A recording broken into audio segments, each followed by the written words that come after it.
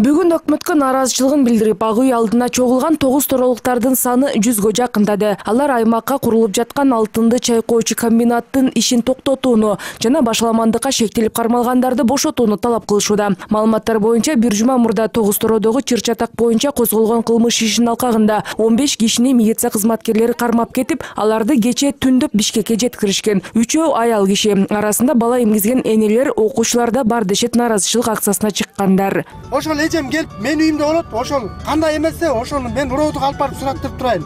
Кызын көтөрүп барып, кызын тияка таштап коюп, апасын бияка алып келип коюп. Кайра жестем чалып атат, азырчы кызы ыйлап атат, кызым ыйлап атат депчи.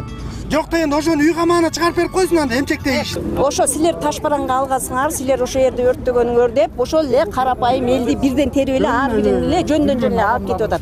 Эч качан таш ыргытпаган балдарды алып келди азырчы. Ошо казарманын баары эле чыккан. Эчтеке, бүт полный чыкканбыз. Казарман полный айылдардан бери чыкканбыз. Мына азыр Бишкектегилердин баарын анда бул бала айткандай общий казармандык камасын анда. Общий казармандык камасын биз болбосо эме балдарыбызды чыгарып бербесе тынчтанбайбыз. Тезда элге айтпайлар, баскынчыкны баярдан үйүнө салып алпасы өрттүр. Бул өзү эмне деген жорук бул өзү. Ошон үчүн мен ошону ушун тезинен болбосо азыр мен ушул жерде жөнөп жарылып өлүп берем мен ушул жерде азыр мен балам үчүн мен.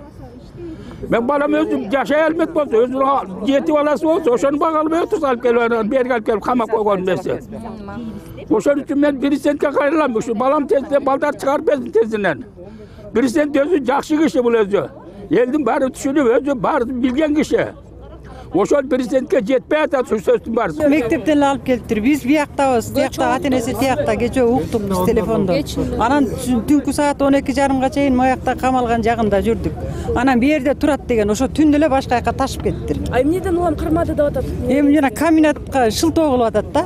Буга чейин 9 тородогу окуяда кылмыштуу топтун мүчөлөрүнүн аттары аталып жатканын премьер-министр Сапар Исаков жогорку кеңештин отурумунда билдирген. Бирок кармалгандардын арасында өкмөт башчысы айткан бандиттер бар жогу азырынча белгисиз. Ички иштер министрлиги тергөөнүн кызыкчылыгы үчүн деген жүйө менен бул тууралуу маалымат беришпеди. Ал эми чогулгандардын айтымында камакка алынган 15 кишинин ичинде башаламандыкты уюштургандар жок. Курган иштерди кармасын.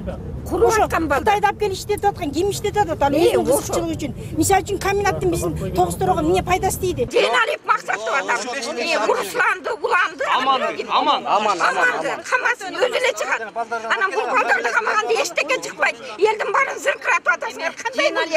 Эскерте кетсек, 11 апрелде 9 Торо районунун тургундары GL Махмал Developing компаниясынын ишмердигине каршы нааразычылык акциясына чыгышкан. Буга аталган компаниянын экологиялык экспертизасы жок эле курулуш иштерин улантып жатканы себеп болгон. Нааразычылык акциясы башаламандыкка айланып, курулуп жаткан имараттар өрттөлүп, топтолгон эл таш алып ишкана тарапка ыргыткан. Бул боюнча бейбаштык, массалык башаламандык жана бирөөнүн мүлкүн атайын өрттөп жок кылуу беренелери боюнча кылмыш иши козголгон. Анын алкагында 150 адам сурактан өткөн. Тергөө иштери тууралуу митингчилерге Ички иштер министрлигинин басма сөз кызматынын башчысы Бакыт Сейитов жолугуп маалымат берди. Ошо эки биренин негизинде азыр тактоо аныктоо иштери жүрүп атат. Анан булардын күнөөсүн угузуп туруп, айыбын угузуп туруп, анан сот чечет. Же үй камагына бошотобу, же кандай чечим кабыл алат, биз аны билбейбиз.